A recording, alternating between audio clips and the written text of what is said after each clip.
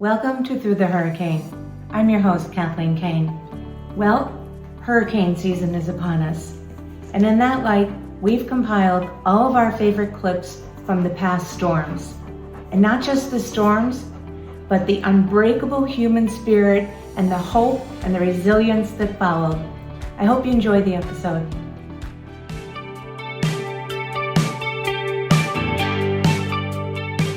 Welcome to Through the HurriKane. I'm Kathleen Kane, the first woman elected Attorney General of the Commonwealth of Pennsylvania. Have you ever looked down and seen the pieces of your life on the floor and wondered what happened? You haven't just been through a storm, you've been through a hurricane. Sometimes we think that we'll never have joy, we'll never have love again, we'll never have a normal life again. But Through the HurriKane will teach you that the power of love and resistance and the human mind can do anything. We all experience a hurricane, but the human spirit is indestructible. This is Through the HurriKane. Let's walk through the storm together. Just held Nashie's little face and I said, I know you're going to come back to me, It's okay, I know you're going to come back. So Nash he seemed to know, he really, really did. He seemed to know that this was it. And he was just so calm and just looking up at me. And, I was saying everything I needed to say to him. Nash represented so many things to me. And it's hard, You can say I'm I'm not always the best daughter or sister or friend or partner, but I was always the best mom to him. And I just think you have the unique and special opportunity to change a dog's world. Everyone loves a puppy. Most people take such great care of a puppy. They bond with them since they were little. But a rescue dog, a lot of times they're older. All they know is pain and chaos before, and you have the opportunity to change that around. I think the last 7 years that I had Nash, every single day I made it a point to make sure he forgot everything about his past.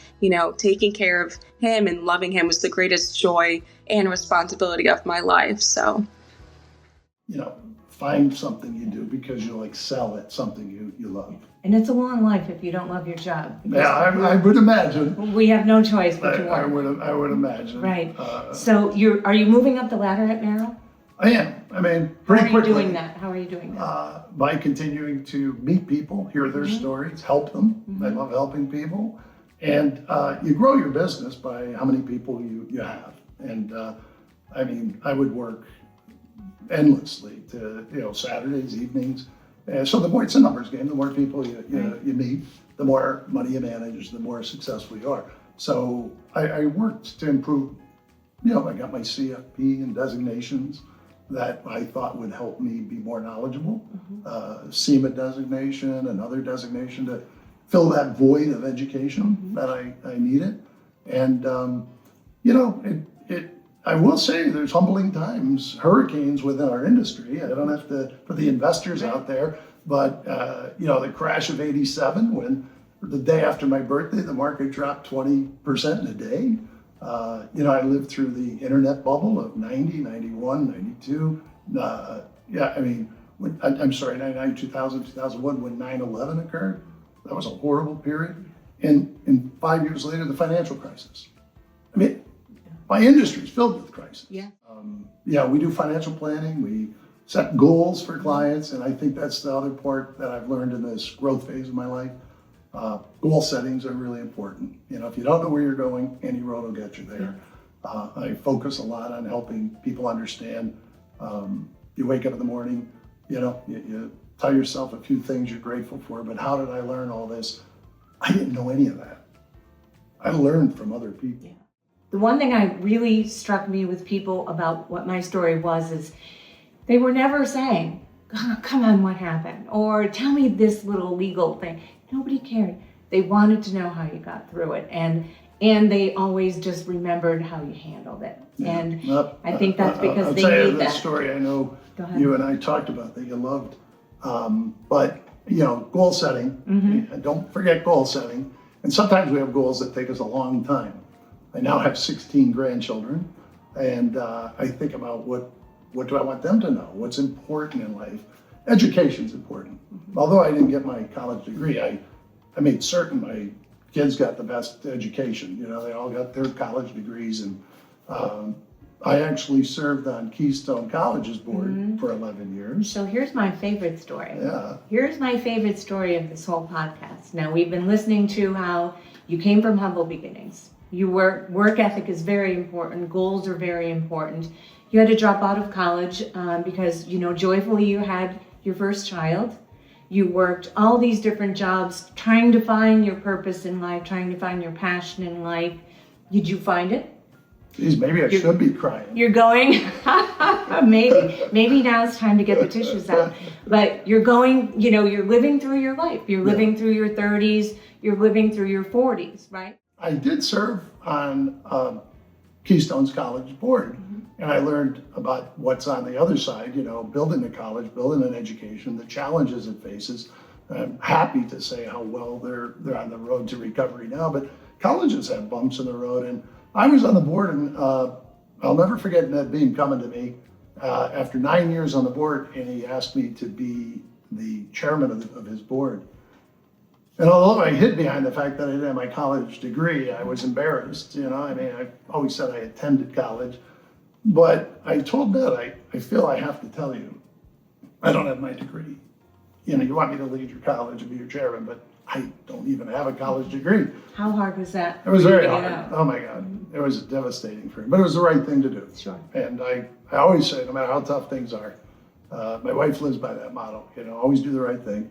And I told Ned, I said, Ned, I don't know that I'm the right person for you. And he looked at me without batting an eye, which I loved. And he said, that's not why I'm asking you to be our chair. And he said, one thing that changed that, he said, but Bill, you know, it's never too late. I have to tell you, I was about 50 years old at the time. And I said, well, I went home and I thought about it. Nothing else was said. And then I said to my wife, maybe I should look into this, you know. And I requested my transcripts from college. I didn't even know how many credits I had. And then I followed up, and I went to Keystone and sat down and said, what do I need here? And they helped me chart a path to, and I never told anybody I was doing it. That's fantastic. So I did start to go back to school. How old were you when you graduated? I was 53 years old. Ned Beam sent me a letter and asked me if I'd give the commencement speech at his last commencement. Yes, which happened to be? 2013. And I did that. I had a lot to do, but I did it for him. He was a gentleman, and I ended up giving the commencement speech at my own graduation. That's amazing. In 2013. One person I like to read a lot about is Mohandas K. Gandhi. You want to talk about people who overcame a lot in their lives. He's the prototype for it, and people who changed the world. So I started reading a lot about Gandhi.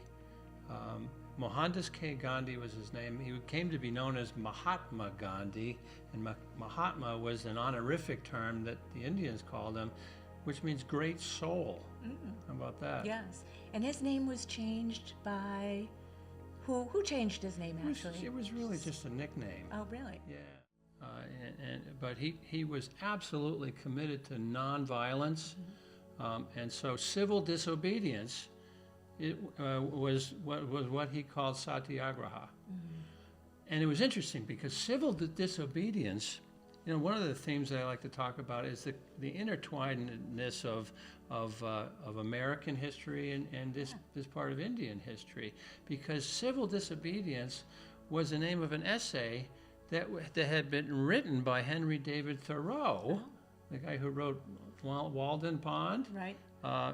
And Thoreau was a thoroughgoing abolitionist in the 1850s, and he was protesting against slavery, and he was talking about civil disobedience. In fact, he tried civil disobedience himself by refusing to pay taxes locally. Did he land up in the clink? No, because one of his relatives paid the taxes for him. Right? Right. Well, So tell us what, we all know what civil disobedience we think it means, but tell me what the definition of it is. well, it's nonviolent, most of all, but it's not cooperating.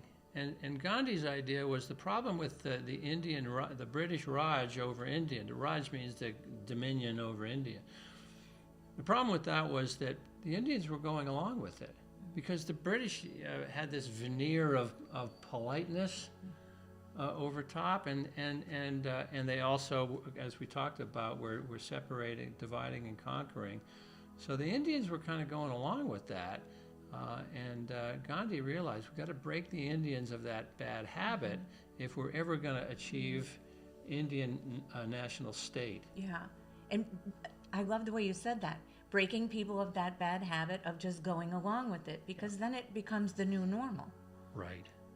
So now, let's be clear. Gandhi read Thoreau's essay, Civil Disobedience, and he read it when he was in South Africa and developing this idea of satyagraha, civil disobedience. But he insisted that he had already worked out satyagraha before he read Thoreau's essay. So he wasn't giving Thoreau credit, but he did say how much he admired that essay. When you think of all the things that he overcame to achieve what he achieved, and he is known as the father of modern India because in 1947 the British did leave. Now, to be sure, a lot of that had to do with World War II, because the British Army was occupied and decimated by World War II, and it was kind of propitious that Gandhi had basically readied the nation for Indian nationhood, and that was the greatest joy to him. But it was also bittersweet, because one of the most important things to him was to unite all of India, all of the different religions. There's a lot of different religions in India, Hinduism, Sikhism, Islam. And it turned out that Islam and Hinduism were at each other's throats, which is something the British, as I mentioned, had always tried to engender, that kind of conflict. But in the end, they had to partition India and create Pakistan to be the Muslim state to the west. And it broke Gandhi's heart that he wasn't able to bring Indians of all religions together in one nation state. To be sure, he was thrilled that they threw the British out finally, and that was his life goal. But he was hoping to keep India together. And of course, there was an awful lot of violence after the partition into India and Pakistan. There was a migration of the Muslims to the west to Pakistan, and the Hindus from the east, from the west to the east to India. So now you had a Muslim state and a non-Muslim state.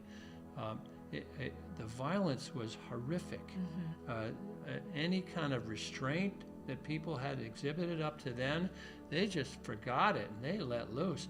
Over 500,000 people were slaughtered, men, women, children. It takes love, it takes patience, it takes the ability to restrain oneself, and it takes, above all, courage.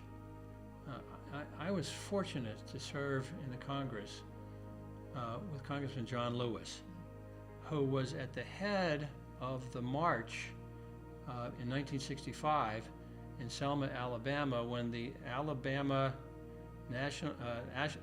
State Police were there with billy clubs and savagely attacked these peaceful, unarmed, nonviolent marchers.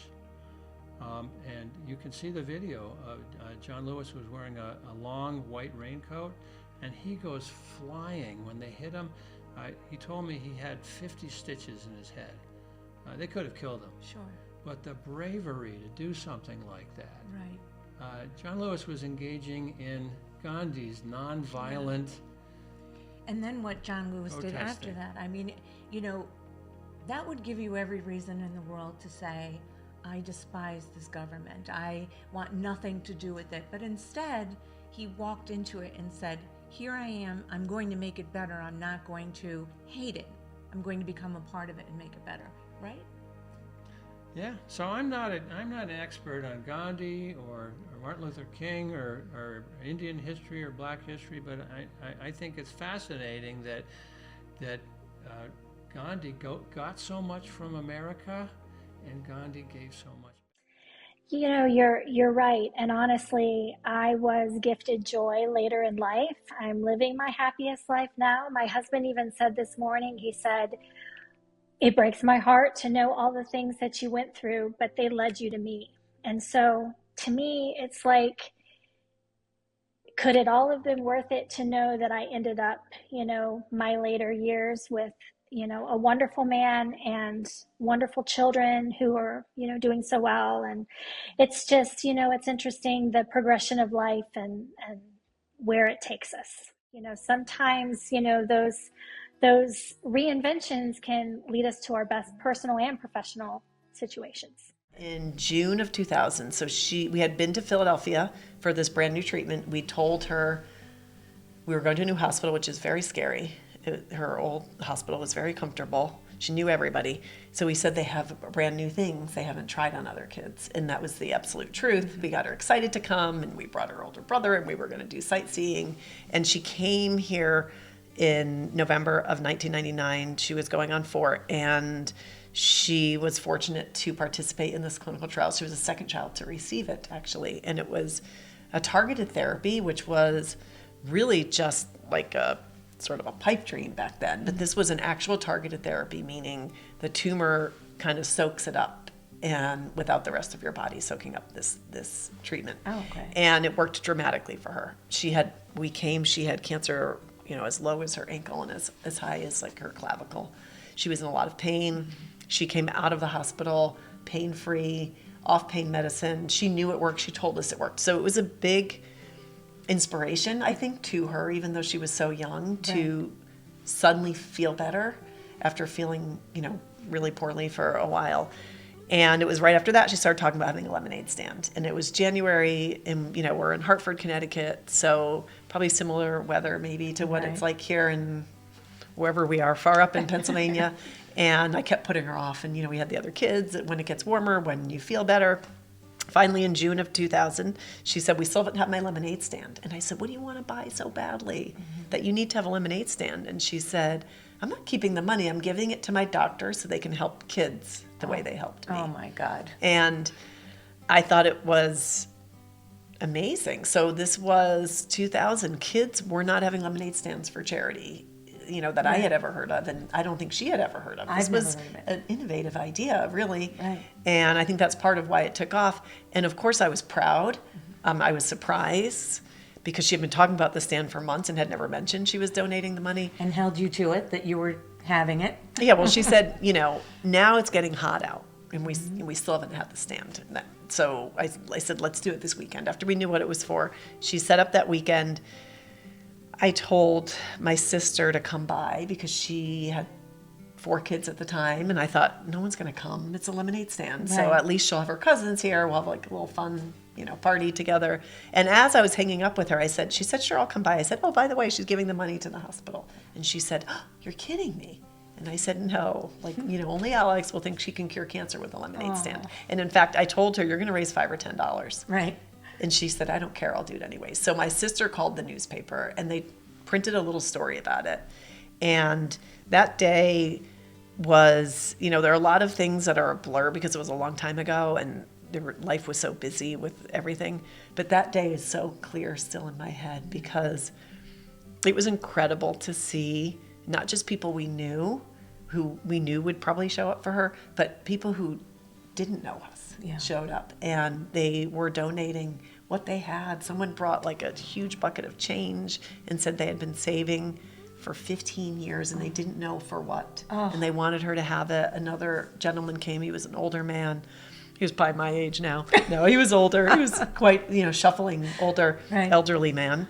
And he just handed her a card and he walked away. And when we opened it, it said, your parents must be so proud of you. I know I am. And he just signed it anonymous, and it had, I think, $100 or $200 in it. Wow. And it was just this moment for our family. And I think for Alex, that we felt so inspired by the generosity of other people. And at the end of the day, Alex, I mentioned, she didn't really love that kind of attention. That wasn't why she was doing it. So I thought it was too much and it was hot. And I said, what did you think, Alex?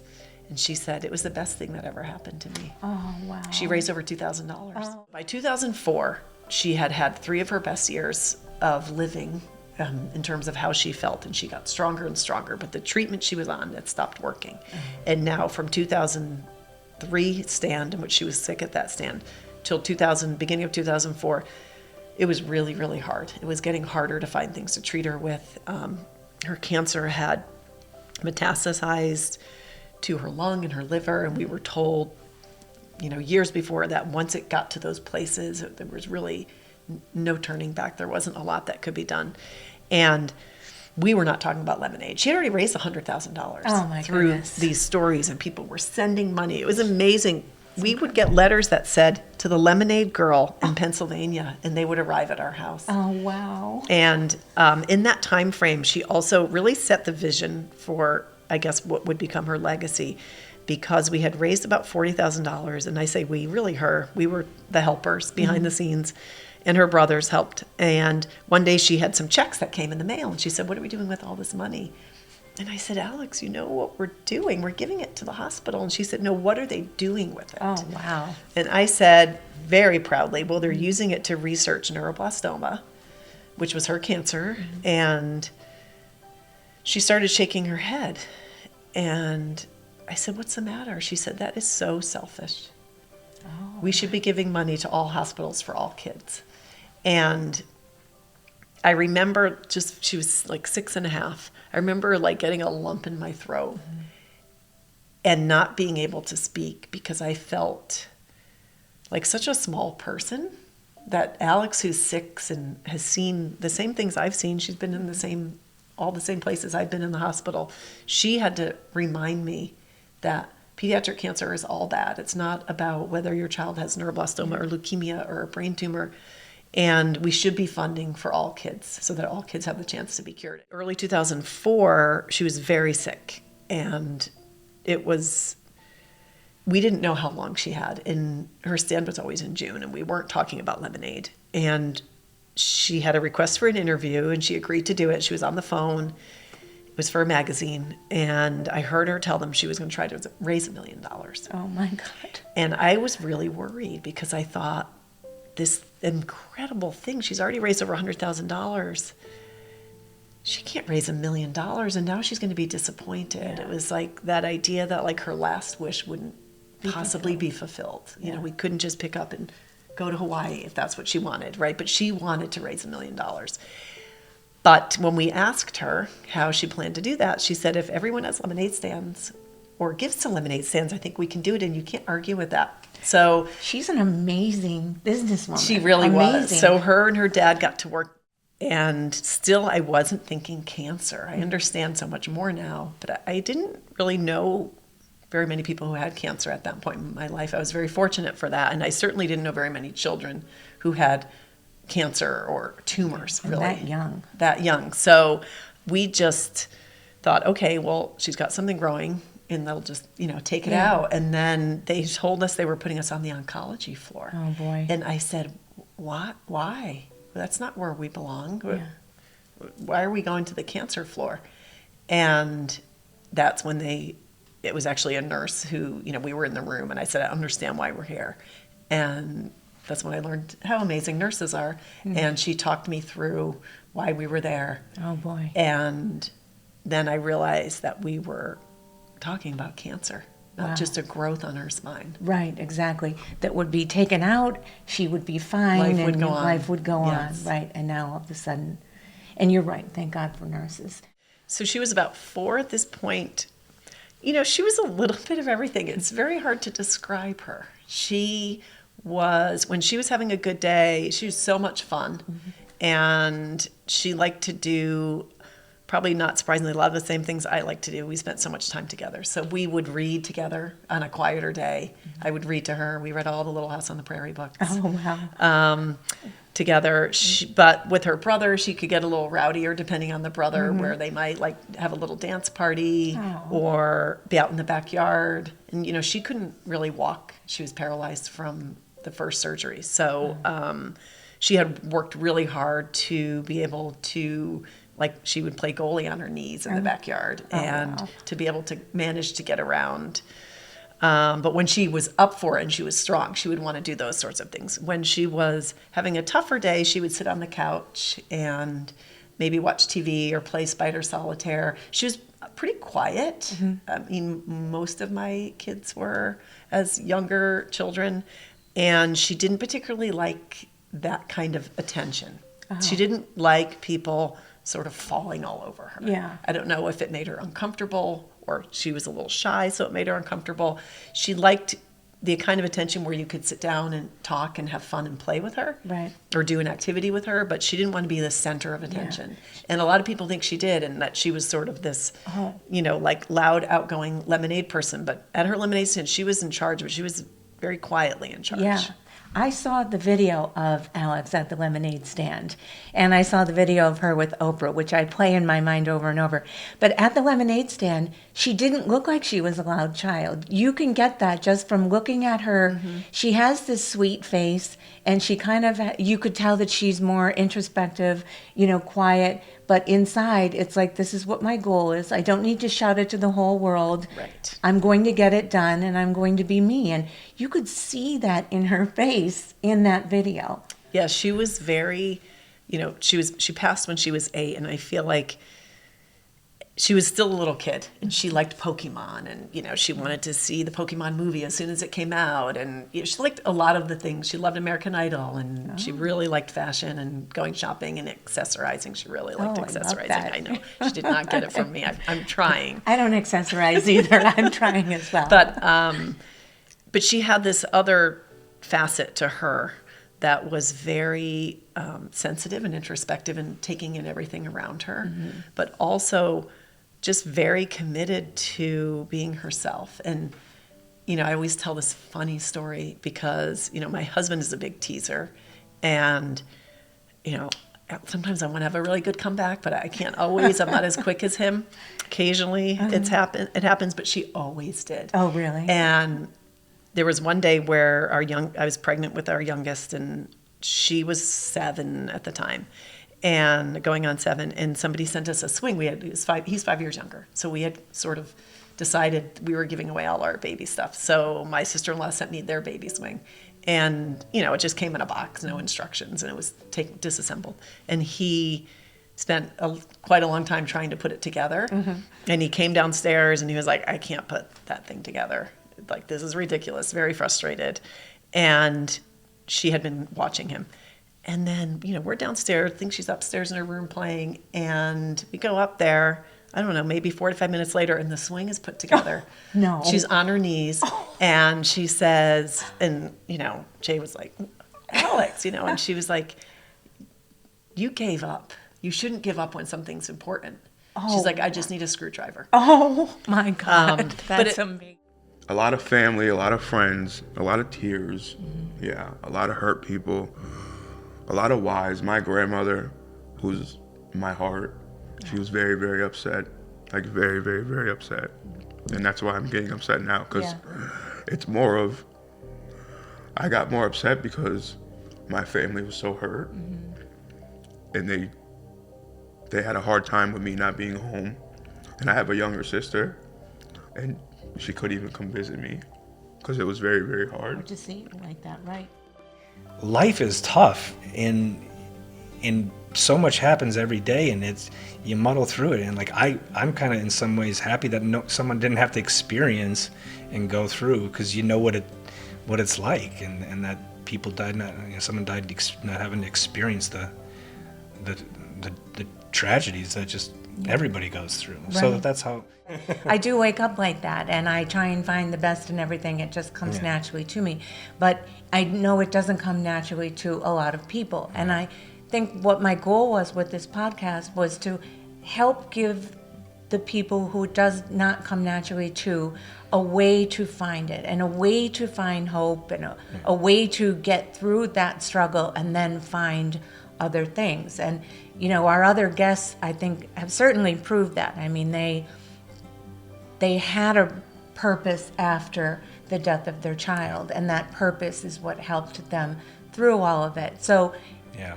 I love the fact that you are not, you know, podcast-wise, that you are a cynical, Yes. unnaturally optimistic human being. Like, I believed in God, and I believed in heaven, you know, like I'd gone through Catholic school and all that. But when Max died, I didn't know, I just didn't feel, in my mind is he, the big question I had was, is he in a better place?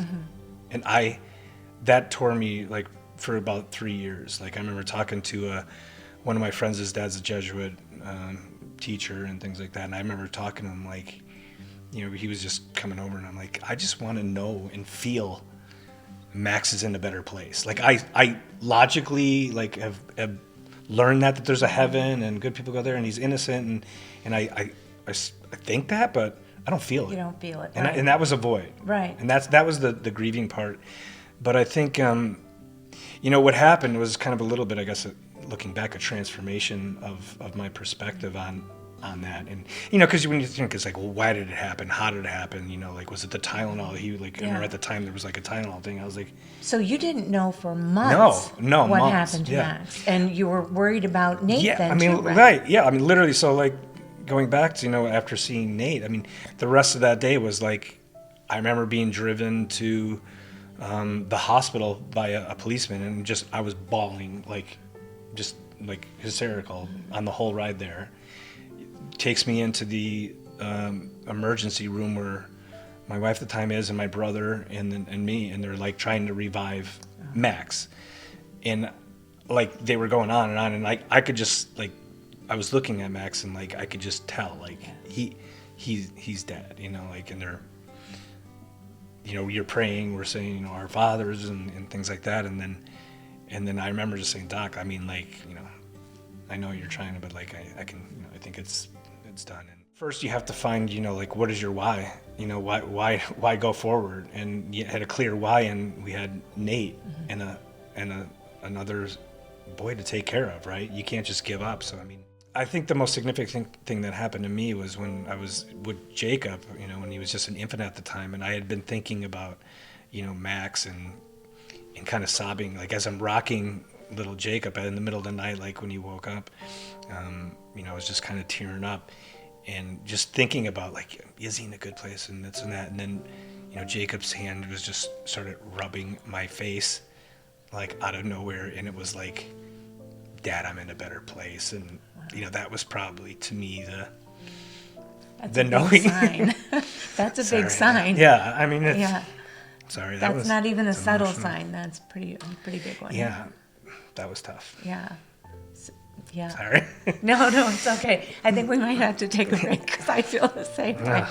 I feel like I can't even talk. I can go through it, but even though I think about that all the time, I don't know. I got a little. Yeah, sorry. Just let me get a little tears out of the eye. You always said that he was the one that hugged you the most. He did. And, you know, he would, every single night, even though he lived to be 12 years old, he would find his way into bed with my husband and I. Do you sometimes think that was maybe something from the very beginning, from when he was born, that he knew or someone knew that he had 12 years, and darn it, he was going to spend every time he could with his mother and his father? Well, he did. I mean, he spent every minute having fun. He had tons of friends, and everybody loved him. And even though he loved being with us, he loved being with his buddies too. Oh, that's nice. Yeah. Because in my mind, how could I do normal things when my life wasn't normal anymore?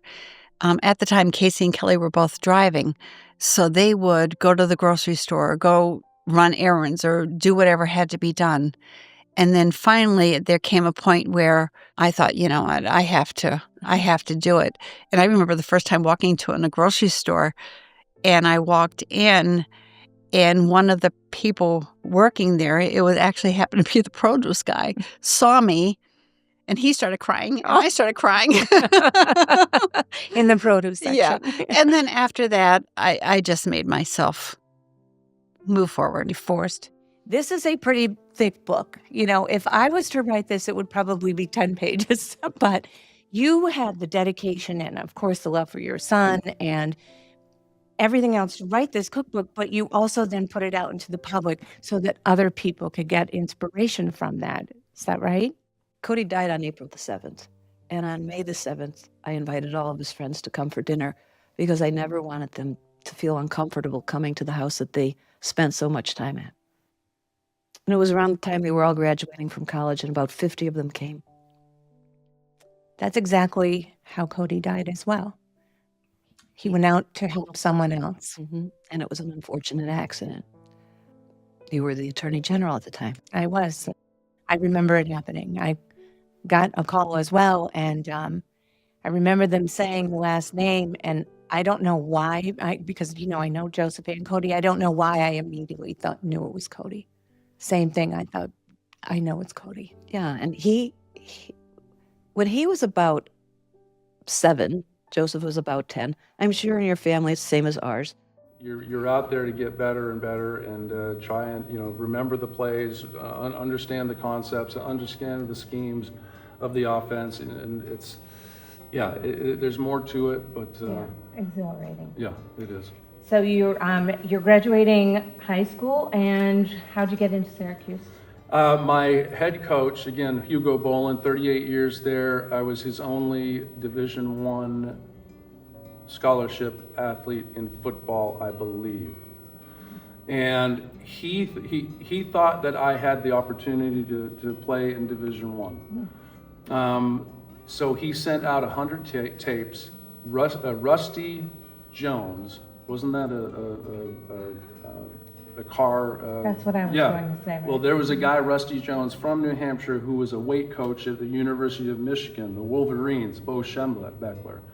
So one of Hugo Bolin's 100 tapes that he sent out to everybody, Joe Paterno, and he sends it out to Michigan.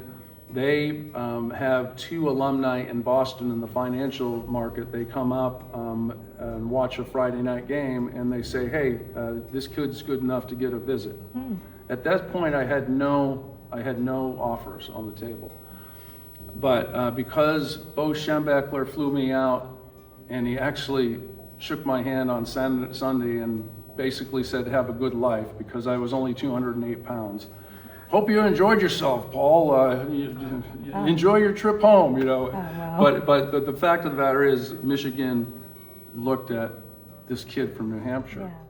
Yeah. Scranton tough. Oh. There's a difference between Scranton tough and just regular tough. Oh, yeah. So now you must be in this, kind of quandary of, do you go forward? Do you use your degree? Are you going to go to work? What are you going to do? Was it like that, or was it just very straightforward that you were going to? I never thought I had an opportunity to play in the NFL. We did. I was one of the tri-captains, and it's kind of funny. It was Ted Gregory and Donnie McPherson, and then that other guy. But that was fine. I didn't have much of an ego, but. I didn't realize I would get the opportunity. Actually, a friend, Tim Green, up there, he had gone in the draft to the Falcons the year before. And he was at the Senior Bowl the year before, and he said to his coach that he had the Senior Bowl, hey, if you need another defensive lineman, you need to check this Phrase kid out. Well, I went there, and you practice in front of the Seattle Seahawks coaching staff that year, and George Dyer was the defensive line coach, and I played really well that week.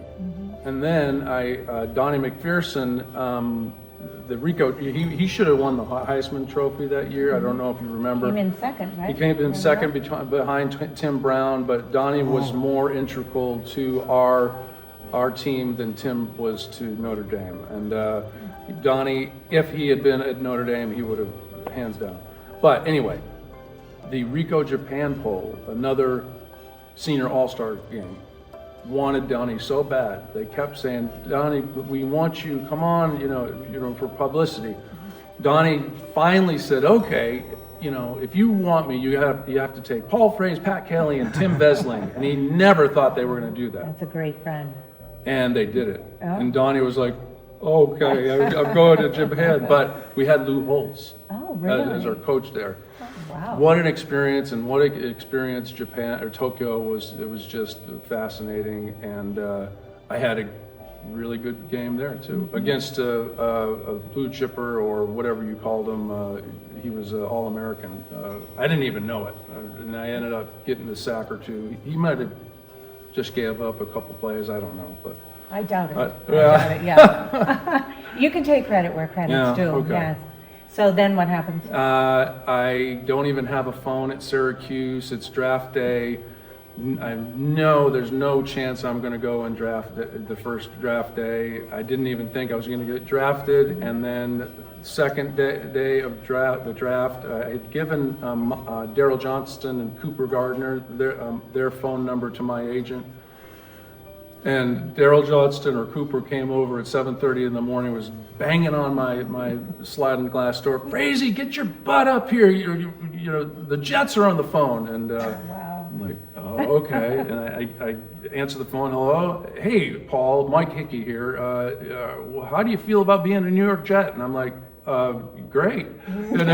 He says, okay, I'll call you right back. On the day of Super Bowl, you must have been like, holy cow, how did this even happen? Yeah. Right? It's pretty amazing. Yeah. It really is.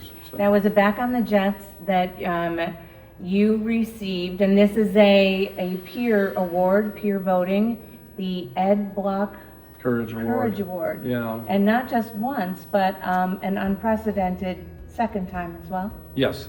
That's not an award you want to win once, but it is a special award because it is voted on strictly by your teammates. Right, no politics. Yeah, and no politics. And it's basically a comeback of the year type of, and I had Graves' disease my second year, my third year, and I didn't even play that whole year. And then I came back and I had the most tackles on the defensive line the next year. So they voted me the Ed Block Courage Award winner, kind of the comeback player of the year. Well, I would say well deserved, Doctor. If anybody knows what Graves' disease is, Yeah. it's a weakening disease, and you lose weight very rapidly. I would think as a defensive lineman, losing weight would not really be No, I went from 272 to 236 in probably 6 weeks, and I went from benching 405 pounds twice to benching 225 pounds. And and heart rate at 120 beats a minute. Yeah. And- Well, that's quite a comeback then. Yeah, Yeah. yeah. You would have voted for you too. Yeah, if it was, yeah. Right. If it was somebody else, it definitely was a comeback. I guess back to that competition and perseverance and. Why did you receive it the second time? So I came to Jacksonville in the inaugural season. There was no comeback story. There wasn't a guy that blew his knee out in the previous year and came back and had a great year. And Joshua had been born 18 days before I had to come to the Jacksonville Jaguars. And tell us about Joshua. Joshua was born one of 55 known cases in the world with a very severe, he had they call it hypotonic baby, floppy baby, no muscles, very, very weak, couldn't hold his head up, could not eat, could not walk, stand, crawl, anything. Trouble even breathing? Trouble even breathing. So basically the skeletal muscles, the striated muscles do not complete formation in utero. They basically get stuck in the second trimester. Yep. Do they eventually grow and, Their skeletal structure grows, the muscle does not get any stronger.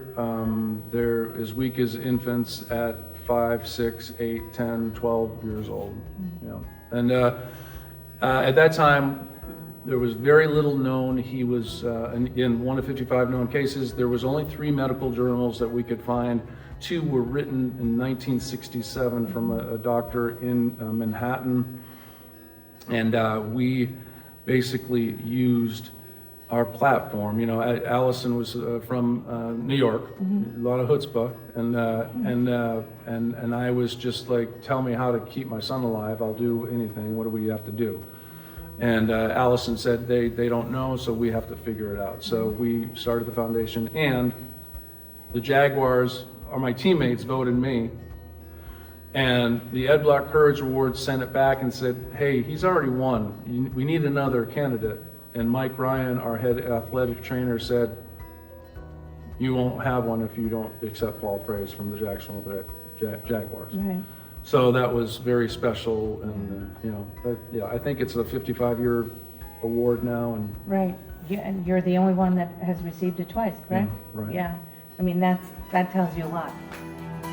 Thanks for joining us on another episode of Through the HurriKane. If you liked the clips you saw, don't forget, you can go back to our website at throughthehurricanepodcast.com and watch all of the episodes. And also, don't forget to check out our playlist, because every storm needs a good playlist. See you next time. Thanks for listening to Through the HurriKane. Please like and subscribe wherever you get your podcasts. See you next time.